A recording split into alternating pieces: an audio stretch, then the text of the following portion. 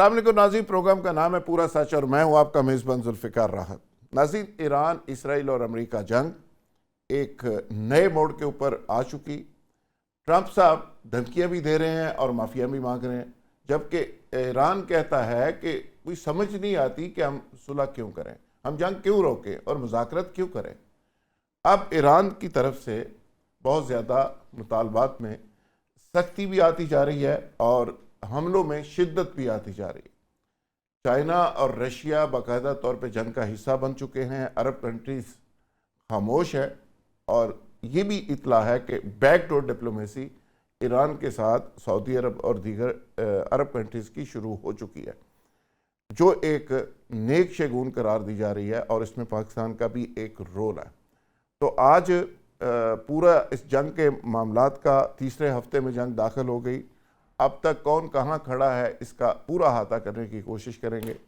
मेरे साथ जो मेहमान है आज शरीक गुफ्तगू मियाँ सैफुर रहमान, सीनियर तज्ज़ियाकार हैं, दी न्यूज़ के सीनियर एडिटर हैं। सेनेटर बहरामन तंगी PMLN के बड़े सीनियर रहनुमा हैं। फरदौस शमीम नकवी PTI के सीनियर रहनुमा हैं और air commander retired Khalid Chishti साहब भी हमारे साथ मौजूद हैं।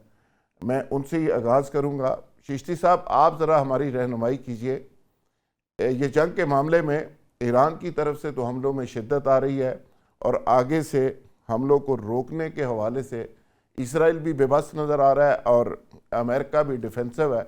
और ट्रंप साहब कभी तरले मारते हैं, कभी रिक्वेस्टें करते हैं और कभी धमकियां देते हैं। कौन कहाँ खड़ा है, आप कैसे देख रहे हैं जंग की इस सूरत हाल? बहुत शुक्रिया जुल्फकार साहब, आपने इनवाइट किया। आपके आपके सर, मेहमानों, आपके व्यूअर्स को जी अस्सलाम वालेकुम। सलाम। सिचुएशन जी बहुत बदल गई इन दिनों के अंदर। जाहिर है जब जंग शुरू हुई थी तो हम सब ये समझ रहे थे कि प्रेसिडेंट ऑफ अमेरिका जिस तरह की धमकियां लगा रहे थे, वो अपनी पावर बता रहे थे, कि अपनी रिजॉल्व बता रहे थे। लेकिन जितने दिन गुजरते जा रहे हैं, आपने देखा कि ईरान ने ना सिर्फ कम बैक किया है, बल्कि ऑलमोस्ट अमेरिका के लिए और उनके लीडर्स के लिए ये जंग में एंटर होना एक एम्बैरेसमेंट बनता जा रहा है। पहले दिन से मैं कहता आ रहा हूं और मैंने तीसरे दिन भी ये कहा था, कंक्लूड करके आज भी मैं कायम हूँ 16वें 17वें दिन ही, कि मैंने कहा था कि जब भी ये जंग बंद हुई, अमेरिका अमेरिका नहीं रहेगा जो जंग से पहले था, और इसराइल इसराइल नहीं रहेगा। और अब पॉजिटिव नोट पे मैं ऐड करता जाता हूं कि जिस पोजीशन पे ईरान था, यानी लोअर पोजीशन पे पावर की भी स्टेबिलिटी पॉइंट ऑफ व्यू से भी, अब वो उसने भी अपना कम बैक किया। हमने जंग के अंदर जुल्फिकार साहब ये देखना होता है कि जब आप एक जंग थोपते हैं, खास तौर पर जब आपका इनिशिएटिव होता है आपके पास, यानी जो हमला करने वाला मुल्क होता है उसके पास बहुत बड़े एडवांटेजेस होते हैं। उसके पास एक इनिशिएटिव का एडवांटेज होता है, उसके पास टाइमिंग का एडवांटेज होता है, उसके पास इंटेंसिटी ऑफ वेपन्स का होता है, उसके पास टारगेटिंग स्ट्रैटेजी का होता है, शॉक इफेक्ट होता है, सरप्राइज होता है। ये सारे एडवांटेजेस अमरीकी सदर और इजरायली नेतन्याहू के पास थे।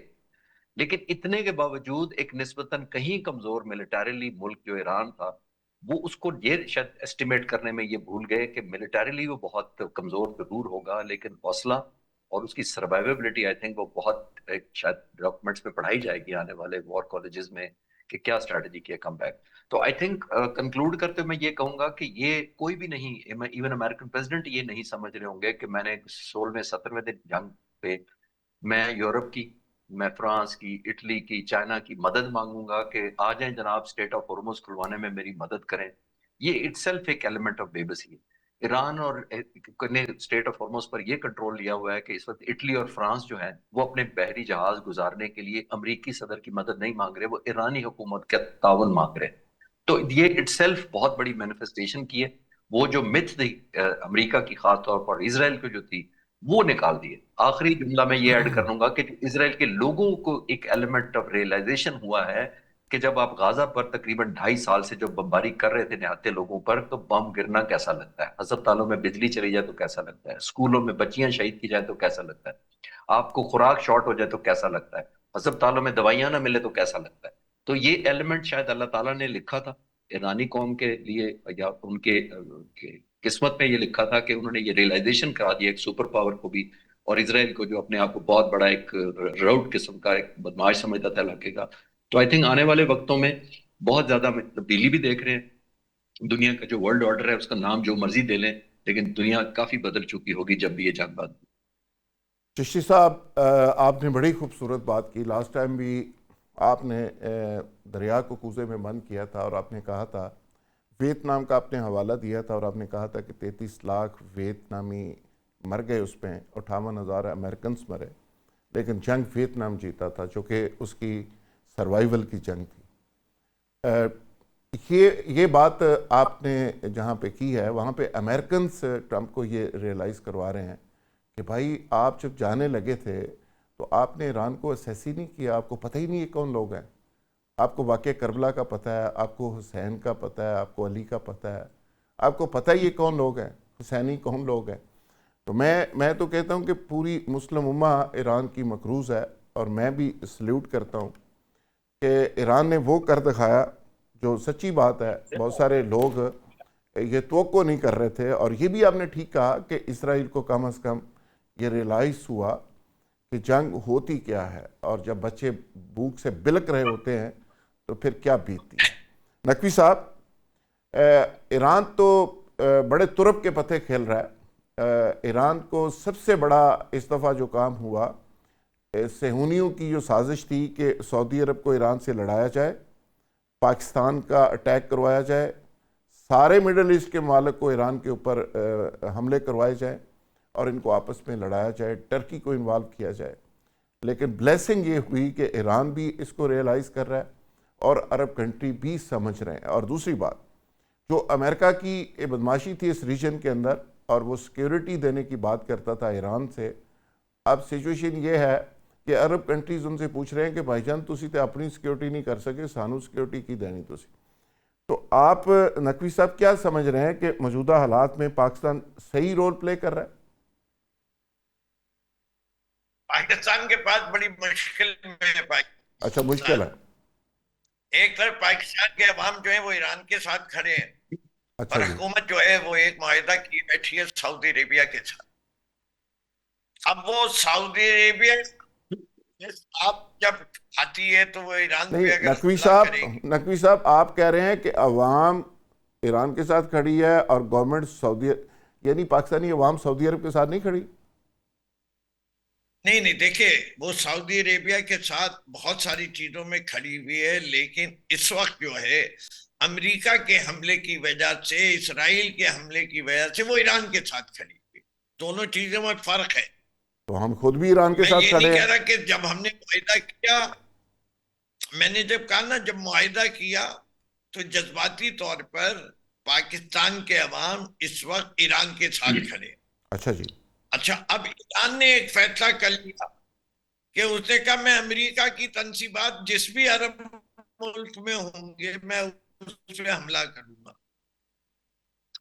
अब वो कौम यहां डिवाइडेड है कि ये जायज है या नाजायज है। अब ये फैसला करना कि क्या जायज है, अगर खरज आइलैंड के ऊपर दुबई से मिसाइलों के जरिए हमला किया जाएगा तो मैं वो समझते हैं कि कौम कहेगी कि दुबई ने तो जंग में हिस्सा ले रही है। सऊदी अरेबिया ने अभी तक जो बयानात दिए, सबसे अच्छा रोल उनका है। वो ये कह रहे हैं हम चाहते हैं ये जंग खत्म हो जाए और हम अपनी सरजमीन नहीं इस्तेमाल होने देना चाहते ईरान के हमले पर। ठीक है। तो इस लिहाज से वो बहुत प्रिंस सलमान का ये बेहतरीन स्टैंड है। जो इश्तिहादी गलती कर बैठे हैं उससे वो जान छुड़ाने की कोशिश कर रहे हैं। जैसे कमर साहब ने कहा कि अरबों को भी एहसास हो गया कि no power will come to defend themselves, they have to defend themselves. अब वो दे चुके हैं, गलती हो चुकी है। अब उस गलती से निकलने के लिए भी उन्हें मोहलत चाहिए। वो उसका अंदिया भी दे चुके हैं ईरान को कि हम इस जंग का हिस्सा नहीं बनना चाहते। अब की जो है अमरीकी बात अच्छा नकवी साहब, आपका करेक्शन एरर है, आपकी आवाज़ नहीं सही आ रही। इसको ज़रा ठीक कर लें प्रोड्यूसर साहब, उनकी आवाज़ ठीक करवाएं। मैं ज़रा मीनवाइल चिश्ती साहब, मीनवाइल आपको दोबारा ज़हमत दूंगा।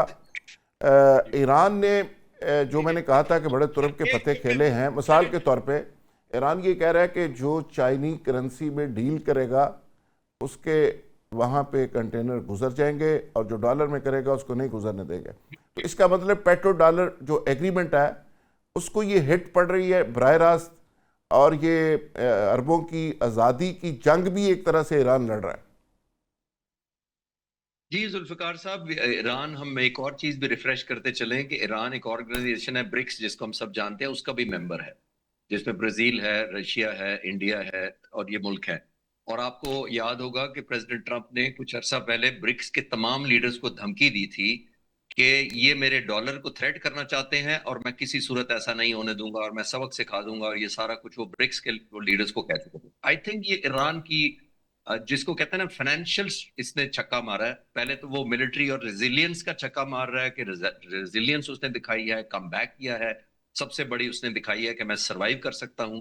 और मैं अक्सर आप जैसे दोस्तों से कहता हूं कि अमेरिका ने और इजराइल ने जितनी हाइप क्रिएट की है इस जंग के लिए, अपने आप को इनविंसिबल कि हम नाकाबिले शिकस्त हैं, अब उन्होंने एक बहुत बड़ी वॉर ट्रॉफी अपने लोगों को दिखानी है।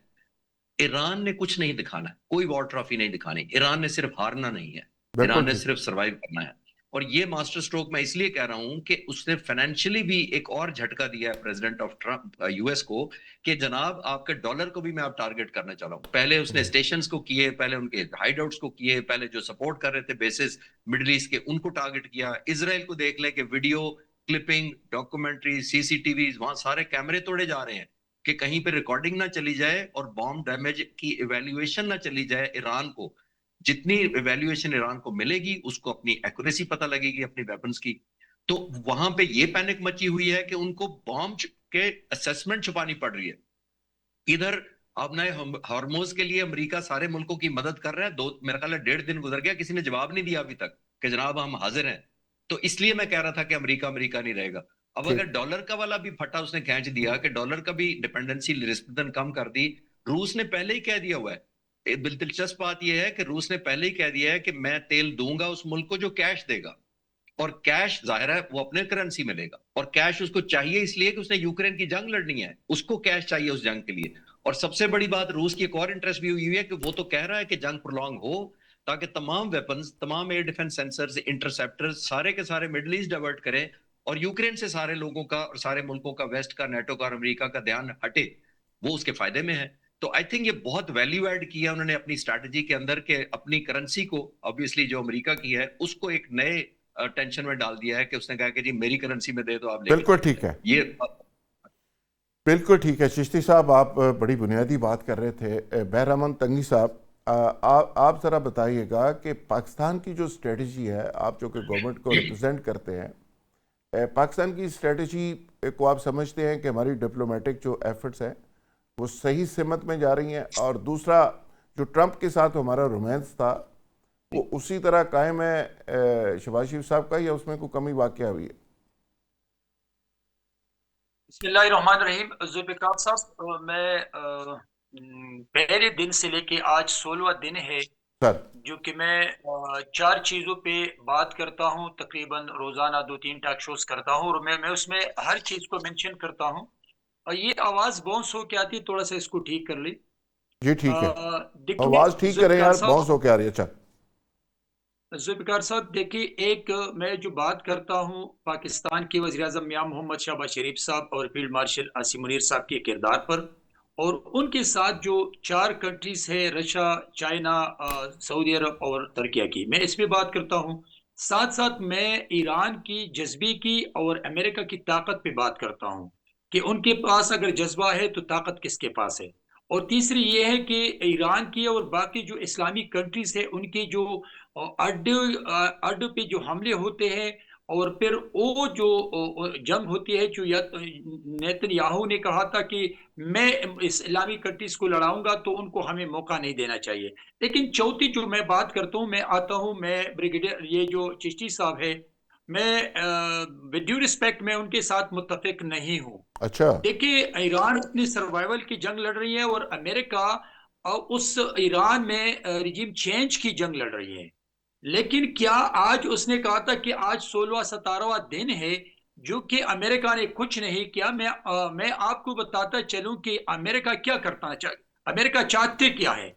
अमेरिका क्या ईरान को बिल्कुल डिस्ट्रॉय करे, खत्म करे? तो उनका तो टारगेट नहीं है अमेरिका का। अच्छा, अमेरिका का टारगेट यह है ईरान में अपनी मर्जी की हुकूमत बनाना। वो बन फिर गई? उसके बाद जब उसकी मर्जी की हुकूमत बन जाए तो फिर न्यूक्लियर प्रोग्राम को जो भी फैसले करते हैं अमेरिका वो आसानी के नहीं, साथ कर सकते आपके हैं। ख्याल में लेकिन आज अमेरिका तक अमेरिका इसमें कामयाब हो रहा है? मैं आपको बता दूं, मैं जवाब खत्म कर लूं तो फिर आपको सब कुछ सामने आ जाएगा। अच्छा जी। देखिए, अमेरिका आज तक जो जंग लड़ रही है वो किसी न किसी तरीके से, चाहे वो ईरान का सदर हो या कोई और हो, जो कि मुज़ाकरात की तरफ आ जाए, मुशावरत की तरफ आ जाए, टेबल टॉक्स की तरफ आ जाए, डिप्लोमेटिक तरीके से बात करने पे आ जाए।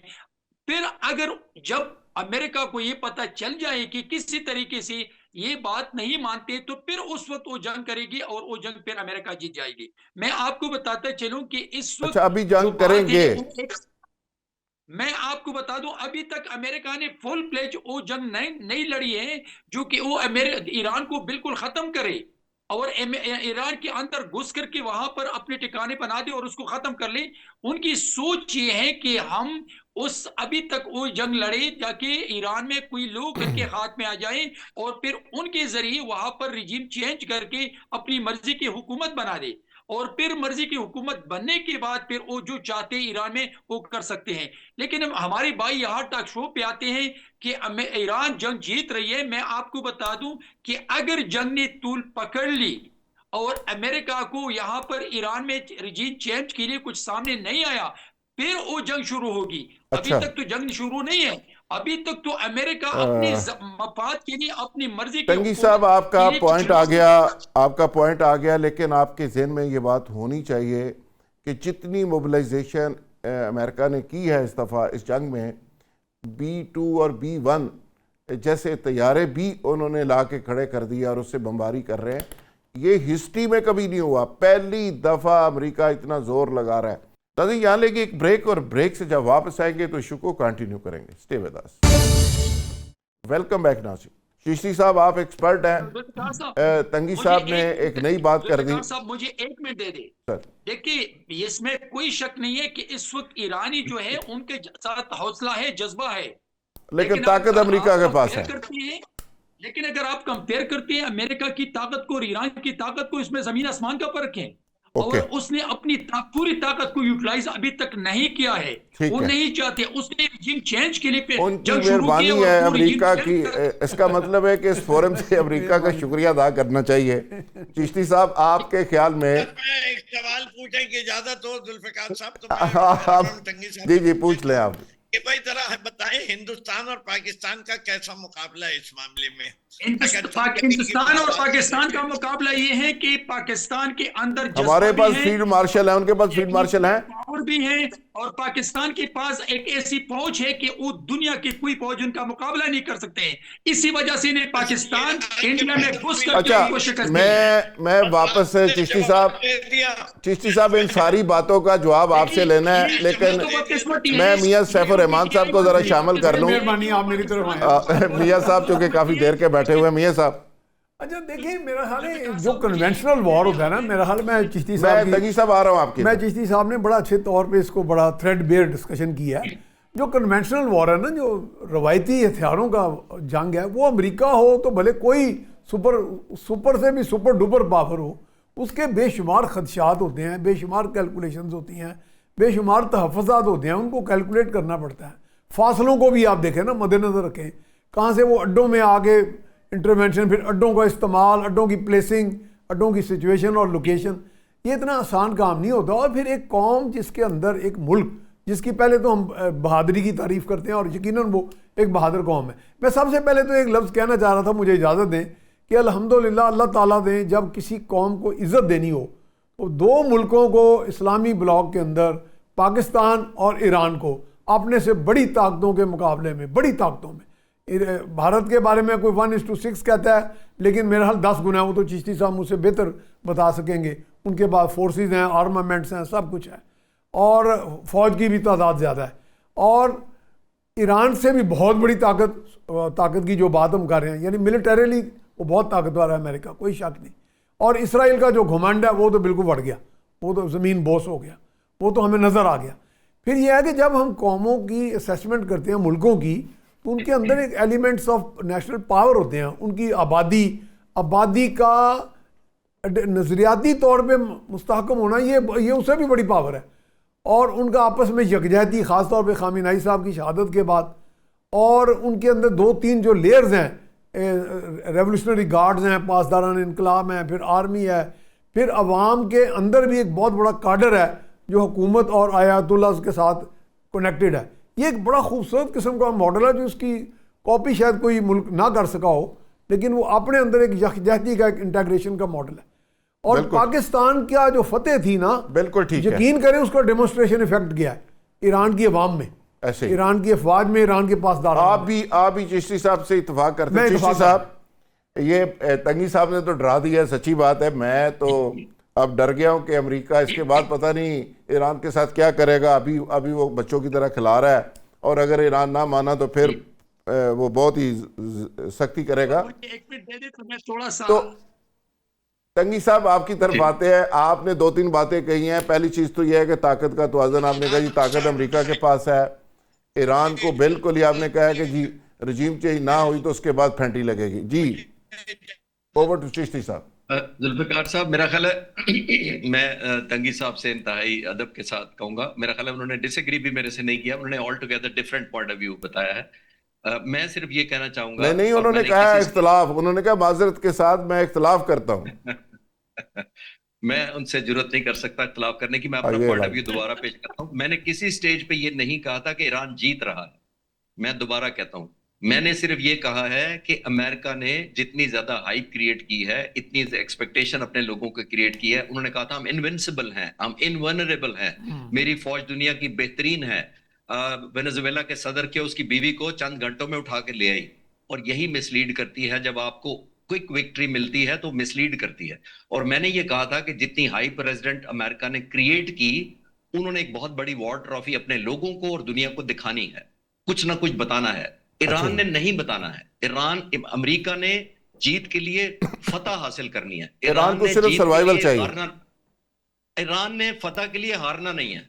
मैं तो ये कह रहा हूं, मैं तो ये कह ही नहीं रहा कि ईरान जीत रहा है। मैं कह रहा हूं उसने हारना नहीं है, ये उसकी जीत होगी। 17 दिन 16 दिन साबित करते हैं। अगर वो हारा नहीं है तो मेरे जैसे एनालिस्ट बाद में कहेंगे कि वो जीत गया। चिश्ती साहब, आप एक्सपर्ट हैं। मुझे सिर्फ थोड़ा सा ये तंगी साहब की उस गुफ्तगू के तनाजर में, वहाँ से अमेरिका जिस तरह भाग गया, जिस तरह इब्राहिम लिंकन अपने जख्म चाट रहा है, वो 2200 किलोमीटर दूर जाके, जिस तरह उनके सारे रडार तबाह हो गए, जिस तरह इसराइल की जो हालत है, क्या ये सारा कुछ जब मिडल ईस्ट के अंदर 7 जगह पे बहरी बेड़े रख के अड्डे बना के अमेरिका कर रहा था, अब वहाँ से भाग चुका है प्रैक्टिकली, तो अब अमेरिका आके अपनी ताकत क्या दिखाएगा? एटम बम के अलावा क्या कर सकता है?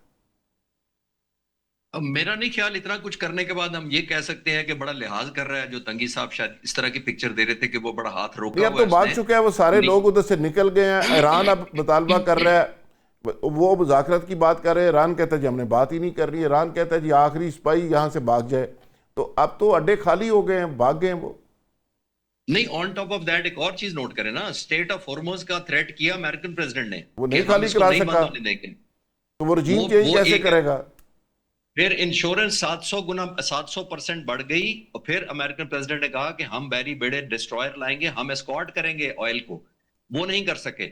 और नौबत ये आ गई, आप एग्री करेंगे जुल्फिकार साहब, कि अब इटली और फ्रांस जैसे लोग अमेरिकन प्रेसिडेंट को नहीं कह रहे हमारे जहाज गुजरने दो, वो ईरान से कह रहे। यूक्रेन के सदर को उसने कहा कि यार कुछ पैट्रियट मिसाइल भेज दो। उन्होंने कहा मैं चेक करना, अगर मैं देखना अगर भेजने ने कि नहीं भेजना। सर ये नौबत आ गई है। आज मैंने लाइट मूड में चला गया। जी जी जी ठीक है। तो तंगी साहब को जरा समझाए कि अमेरिका इतना ताकतवर नहीं है, को अल्लाह की ताकत भी है, और ईरान के साथ पूरी मुसलमान है, पूरी दुआएं अल्लाह की ज़ात और पूरा सारा एक ब्लेसिंग है, और हमारी सबकी दुआएं। जी, तंगी साहब मेरा ख्याल है बिल्कुल समझे हुए हैं जी, उनको कैसे समझाएं। मैं चिश्ती साहब आपने लिहाज किया। अब मैं नकवी साहब को कहूँगा कि नकवी साहब तंगी साहब को समझाएं कि तंगी साहब क्यों अमेरिका से इतना ज़्यादा कह रहे हैं कि अमेरिका मरहूम बहुत है। बड़ी ताकत है। नकवी साहब, क्या करें, हुक्म आका है। ओह मैंने कहा हुक्म आका है, तंगी साहब क्या करें। अच्छा, हुक्म आका है, तंगी साहब क्या करें। आइंदा टिकट भी चाहिए। आप क्यों बेचारे को मजबूर कर रहे हैं, दिल उनका नहीं, करिए। तंगी साहब को हम ट्रंप ने सियासत फोन के किया आपके दाता ख्याल में? को समझते हैं। जुल्फिकार साहब, माजरत के साथ मैं जब भी टॉक शो पे बात करता हूं या कोई बात करता हूं तो मुझ पे मुख्तलिफ इल्जामात बेशक लगते हैं, लेकिन अब मुझे बात एहसास रियलिटी है की कि करते हैं, ठीक। मैं पाकिस्तान के लिए और मैंने पाकिस्तान की पाक फौज और सिक्योरिटी फोर्सेस के लिए 45 साल सियासत की है, चाहे वो मैं पीपल्स पार्टी में था या आज मैं मुस्लिम लीग नून में हूं। जब मैंने एक रिजोल्यूशन टेबल किया सेनेट में, तो मैंने एक रिजोल्यूशन टेबल किया, उसमें मैंने ये लिखा था कि पाक फौज के खिलाफ जो तकरीर करते हैं, जो प्रोपेगेंडा करते हैं, जो उनको गाली देते हैं, तो he should be disqualified for 10 years for any public position. तो मुझे उस रिजोल्यूशन पे पार्टी से निकाला और मेरी बुनियादी रुकनियत खत्म की पाकिस्तान पीपल्स पार्टी ने, और मुझ पे ये लेबल लगाया कि ये आपको ये जो रिजोल्यूशन दिया है ये किसी और ने दी है। लेकिन अच्छा, मैंने उनको कहा कि मैं सबसे पहले पाकिस्तानी हूं और फिर उसके बाद मैं पीपल्स पार्टी का वर्कर हूं।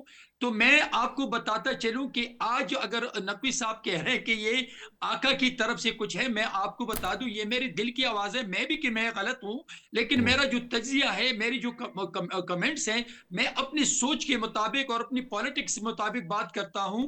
तो मैं एक बात मैंने तो रुज़ेवल से कहा था, जो 8वें दिन फिर ईरान के सदर ने मेरी उस बात को तस्लीम किया कि उसने माफी मांग ली। मैं पहले दिन से ये कह रहा था कि जो ईरान हमले करते हैं अमेरिकन बेस पे, वो हमले नहीं करना चाहिए, बल्कि इस्लामिक कंट्री के साथ बैठकर टेबल टॉक्स के जरिए डिप्लोमेटिक तरीके अच्छा, से इन इश्यूज को रिजॉल्व कर ले। वो ये समझते हैं कि बेस पे नहीं, ये हमारे मुल्क पे हमले हैं। तो फिर 8वें दिन ईरान के प्रेसिडेंट ने क्या कहा, उसने माफी भी मांग ली और उसने कहा था कि मैं मजीद हमले नहीं करूंगा। मैं ये बात करता हूं कि अच्छा, नकवी ईरान को साहब, चाहिए कि इस्लामिक कंट्रीज को भी नकवी साथ साहब, मिला ये ले इस्लामी और मुल्कों में जो साथ। अमरीकी अड्डे थे उस पे हमले ईरान ने क्यों किए? ये देखिए, मैं देखिए, मैं ईरानी आपको ये हुकूमत बता का दूं तो कि बोलने वाला नहीं हूँ, जैसे लेकिन मैं अगर स्ट्रेटेजी करता तो मैंने तो एक लॉन्ग टर्म स्ट्रेटेजी डिसाइड की कि वो- मैं अपने अरब नेबर्स को ये समझा दूं कि तुम्हारी मदद करने वाला अमेरिका कभी नहीं हो सकता। अच्छा जी, अमेरिका पहले भागेगा और तुम रह जाओगे फिर रहमो करम पे किसी और के। या तो खुद अंसारी पे यकीन करो या अपने मुसलमान भाई पे यकीन करो। मुसलमान का दोस्त हो सकता है, कुरान का कौल है कि नसरानी और यहूदी तुम्हारे दोस्त नहीं हो सकते, और मुल्द और काफिर तो सवाल ही नहीं पैदा होता। तो जितना वो हिंदुस्तान की तरफ देखेगा, इसराइल की तरफ देखेगा और नसरानियों की तरफ यानी अमेरिका की तरफ देखेगा, तो जिस मुल्क के अंदर खाने काबा हो, मस्जिद नबवी हो, उस मुल्क के हुक्मरान अगर कुरान को नहीं समझते जिनकी जबान में वो आया है, तो फिर कौन समझेगा? तो आपके ख्याल में अरब कंट्री को आपके समझाने से समझ आ सकती है, और वो इतने जी बच्चे मेरे हैं, समझाने से नहीं आती, ईरान के वो मिसाइल और अमेरिका ड्रोन से समझ आ अमेरिका गई से है। जब डील उन्होंने 74 में पेट्रो डॉलर्स की थी, और उसके बाद ट्रिलियन डॉलर अमेरिका में पड़े हुए हैं, और अमेरिका उनकी बेइज्जती भी करता है, डॉलर भी कमा रहा है, ऑयल भी ले रहा है, और ये सारी चीज़ इतनी सादा है कि वहाँ से जहाज़ उड़ें, वहाँ से मिसाइल चलें, ईरान की मुखबरी हो, उनकी वहाँ से पूरी इंटेलिजेंस वहाँ पे हो, और ईरान चुप करके बैठा रहे, उनको कहे कि भाईजान इन्होंने कट दे, और उन्होंने कहते वो बिल्कुल कट देगा। वैसे तंगी साहब, मुझे देखिए, आप तारीख से सबक सीखा जाता है। तारीख के लिहाज से 1974 में चीन मजबूत नहीं था। चीन जाके मजबूत हुआ है 1995 के बाद।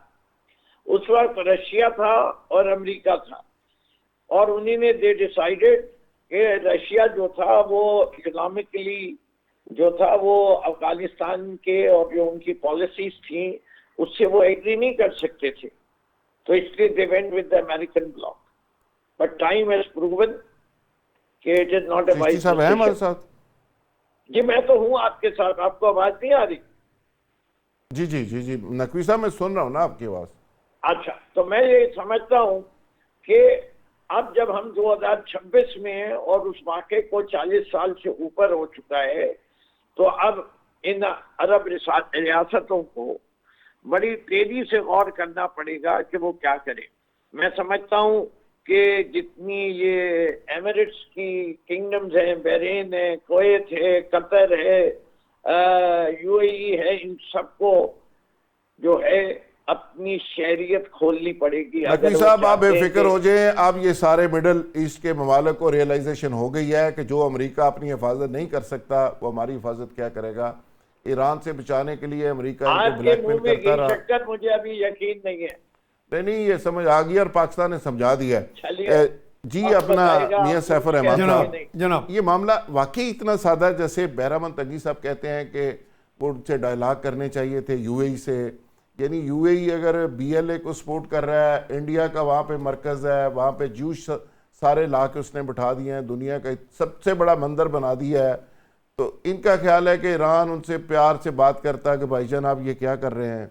वही $1 ट्रिलियन की गेम है, माशी गेम है। इंडिया का वहाँ पे हब बन गया, पूरे जूश वहाँ पे आके बैठ गए और आज जूश को वो स्पेशल प्लेन पे वापस छोड़ रहा है। तो आपके ख्याल में तंगी साहब कहते हैं कि ईरान को वैसे समझाना चाहिए था, वहाँ पे अटैक नहीं करने चाहिए थे? नहीं, मेरा ज़ाती ख्याल है कि एक आदमी का, जैसे कहते हैं कि state is an individual writ large, यानी कि वो स्टेट होता है जिस तरह एक फ़र्द के अंदर जज्बात होते हैं, रद्द-ए-अमल, तकरीबन रियासत के भी वही होते हैं, गो कि थोड़ी सी मुख्तलिफ भी होती है। अब किसी मुल्क की सलामती के ऊपर अटैक आए तो वो ये तो नहीं अब सोचेगा कि जी अब मैं इस अटैक के ऊपर पहले कोई तज्जिया करूं या किसी से मशवरा करूं या किसी को ऑन बोर्ड करूं या तहमल या और खासकर यूएई के अंदर जब जूश बैठ के वहां पे पूरे सेंटर बना के उनकी सर्वेलेंस कर रहे थे, मैं वो कह रहा हूं वहां से मिसाइल मार रहे हैं, अड्डे बनाए हुए हैं। पहले भी कितना तो क्या यूएई को नहीं पता ये सब कुछ क्या हो रहा है? कासिम सुलेमानी और टॉप लीडर्स, टॉप साइंसदान मारे गए, किस तरह उनके अंदर आके लोग उन्होंने अपने इंडिया ने क्या रोल प्ले किया, पूरा नेटवर्क बनाया वहां पे इंटेलिजेंस का। मैं वही कह रहा हूं कि उस हवाले से इस तरह नहीं होता। रद्द-ए-अमल जो होता है फौरी, फर्स्ट रद्द-ए-अमल यही होता है, फर्स्ट रिस्पांस के अटैक आए तो आप फौरी काउंटर अटैक करते हैं। ये इसका फौजों को एक ऑलरेडी मैंडेट मिला होता है पार्लियामेंट की तरफ से, अवाम की तरफ से, एक पूरे सिस्टम के अंदर उनको हर चीज़ मिली होती है। ये तो उसमें आप ये नहीं कह सकते, उनसे एक्सपेक्ट कर सकते कि जी उनके ऊपर कोई अटैक आए तो वो सोच में पड़ जाएं और एनालिसिस करना शुरू कर दें कि ये हमारा इस्लामी भाई है। लेकिन इसमें एक एहतियात ज़रूर की गई, मैं समझता हूँ गो के कोलेटरल डैमेजेस भी हुए कि जैसे एयरपोर्ट पे या होटलों पे भी दुबई में अटैक्स गए, उसमें हो सकता है कोई एहतमाल होता है हमेशा काउंटर अटैक में। लेकिन ये था कि उसमें दानिशगी ये नहीं पाई गई कि वहाँ की अवाम को टारगेट किया गया। ठीक बात है, अवाम नहीं टारगेट हुई, वो टारगेट वो अड्डों को ही किया गया, कोलेटरल डैमेज भले वो हो गया। मियां साहब, ब्रिगेडियर लियाकत तूर साहब बड़े सीनियर दफाई तजिया कार हैं, हालात पे बड़ी गहरी नज़र है उनकी और ख़ासकर जंग की सूरत हाल पे वो बड़ी ज़बरदस्त गुफ्तगू करते हैं। तूर साहब, आपको मैं वेलकम करता हूँ शो में और आपसे पूछना चाहूँगा कि ईरान और अमेरिका और इसराइल कौन कहाँ खड़ा है सारे आज 16वां 17वां दिन है? बिस्मिल्लाहिर्रहमानिर्रहीम। देखिए, जो इसराइल की हैसियत है वो तो एक गुमाश्ता है जिसको इस इलाके के अंदर बिठाया गया और ये स्टेट बनाई गई एक प्लान के मुताबिक, और वो प्लान तो 1890 से चल रहा था। दूसरी जंग अजीम के बाद इसको अमली शक्ल में बिल्कुल वाज़े करने का फैसला हो गया और वहाँ पर इसको फ़लस्तीन, जहाँ पर बरतानवी फ़ौजें मौजूद थीं, और वहाँ पर ये फैसला हुआ कि ये इलाका जो है ये यहूदियों को दे दिया जाए और इस तरह एक स्टेट बन जाए। उसके बाद एक लंबी दास्तान है, जंगें हुई, 67 की लड़ाई हुई, 56 में हमला किया गया नेटो की तरफ से जब फ्रांस और बरतानवी फ़ौजें लड़ी थी मिस्र के अंदर नहर सुएज की क्राइसिस में। उसके बाद 67 की लड़ाई हुई जिसमें इसराइल ने कुछ और इलाके कब्जे में कर लिए। फिर यौम कपूर की लड़ाई हुई, यौम कपूर की लड़ाई में और इसराइल को कब्जे मिल गए, लेकिन उसकी जो कॉन्सेप्ट बना हुआ था, एक हवा बनी हुई थी कि इजरायली फौज जो है ये इनविंसिबल है, इसको हराया नहीं जा सकता। वो मिस्र ने साबित कर दिया कि इसको हराया जा सकता है। लेकिन वो हार जो थी उसको भी जीत में बदलने में अमेरिका ने बिलवास्ता किरदार अदा किया। तो आपने पूछा कि इन तीनों की रिलेशनशिप पे बात करूं, तो पहले सबसे ये वाजे कर देना ज़रूरी है कि इजराइल अमेरिका का गुमाश्ता है। आप ये कह लें कि दूसरी जंग अजीम जीतने वाले इत्तेहाद का भी गुमाश्ता है। फिर यह हुआ कि अमेरिका ने दूसरी जंग अजीम जीती 2-3 एटमी धमाके करके। हिरोशिमा पे, नागासाकी पे एटमी धमाके हुए और बेशुमार जो इंसान थे वो हलाक हो गए, और उसके नतीजे में फिर पूरी दुनिया में शोर उठा और जापान ने हथियार डाल दिए। जापान के हथियार डालने के बाद फिर दूसरा कदम ये हुआ कि इजराइल बनाया गया।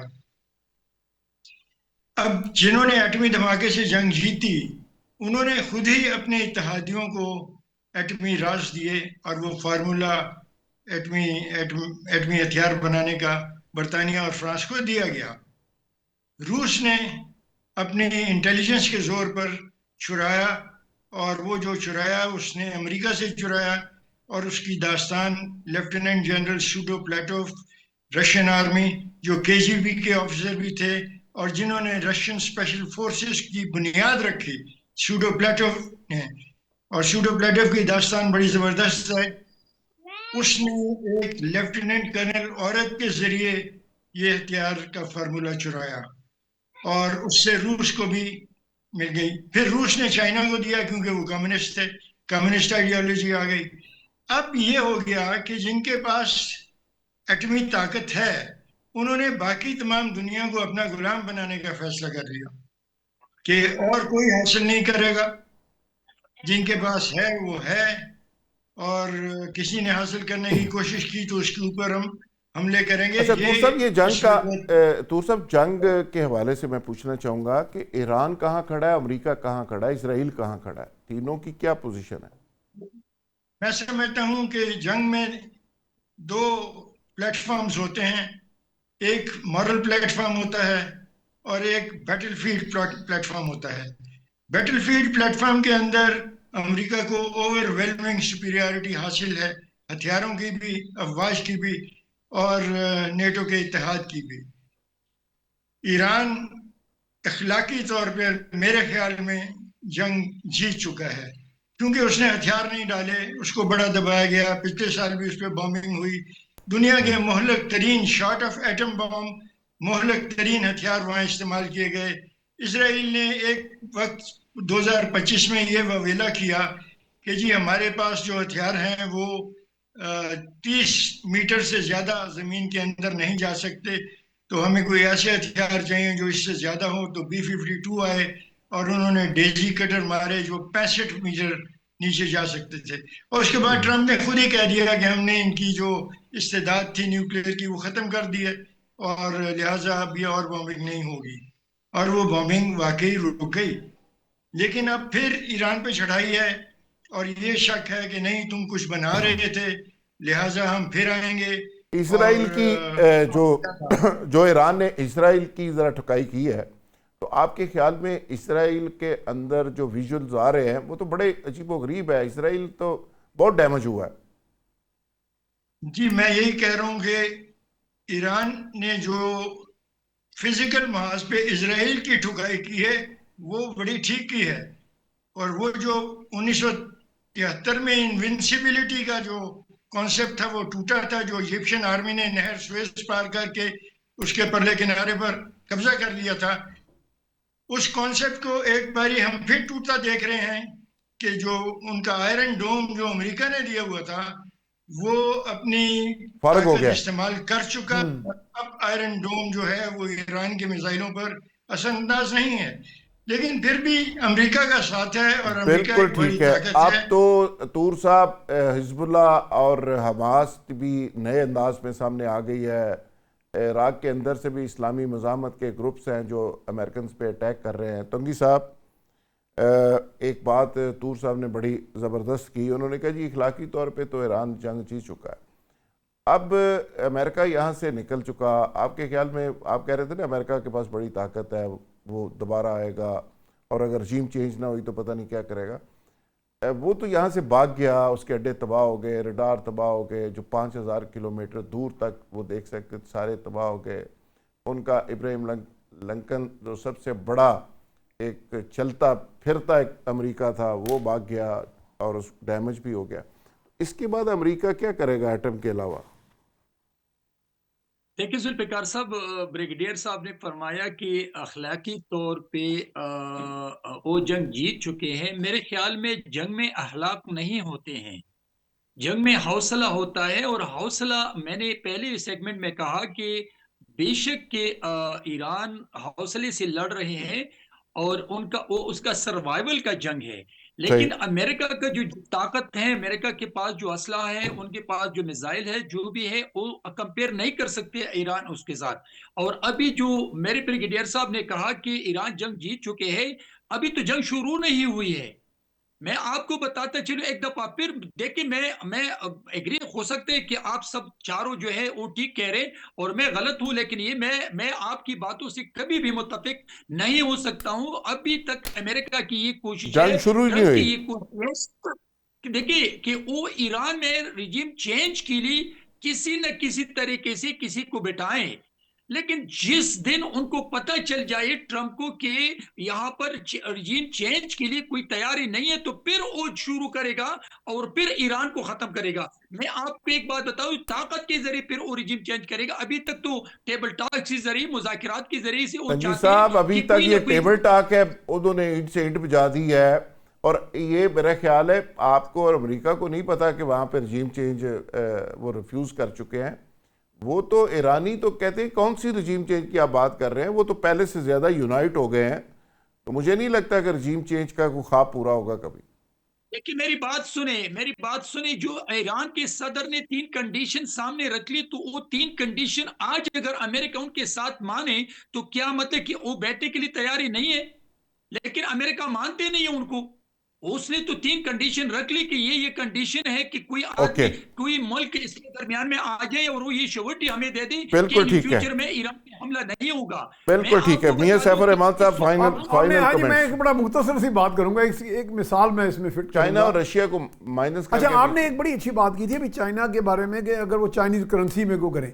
Pakistan is the Pioneer. मैं सीपैक का जब इब्तिदा हुआ था तो पाकिस्तान ने 13-14% चाइना के साथ तजारत चाइनीज करेंसी में की थी, RMB में, जिसको मैंने परसेंटेज कंफर्म करने के लिए चाइनीज कौंसल जनरल से पूछा तो उन्होंने इसकी कंफर्मेशन नहीं की। बाद में चूंकि हमारा सीपैक थोड़ा बैक बर्नर पे चला गया, लेकिन बहरहाल पाकिस्तान उस पर अल्हम्दुलिल्लाह पायनियर है। ये हमारा एक अच्छा फॉरेन पॉलिसी इनिशिएटिव था। बाकी ये बात जो है ना, बाकी मुवाजना अगर हम करें ना, मैंने पहले भी कहा कि मुवाजना करके भी एक देखा जाए तो जंग और किसको कहा जाता है कि जंग ये तो नहीं कि मुकम्मल तबाही कर दी जाए।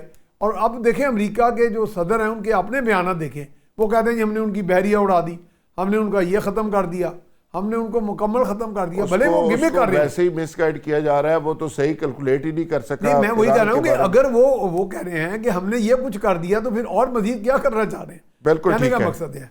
बिल्कुल ठीक है। मियां साहब, तमाम मेहमानों का बहुत शुक्रिया। मियां सैफुर रहमान साहब, लियाकत तूर साहब, चिश्ती साहब, फरदौस शमीम नकवी साहब, बहरामंद तंगी साहब, तमाम मेहमानों का बहुत बहुत शुक्रिया जी। कल इंशाल्लाह नए प्रोग्राम और नए मेहमानों के साथ और नए मौज़ूआत के साथ दोबारा आपसे मुलाकात होगी। बहुत शुक्रिया।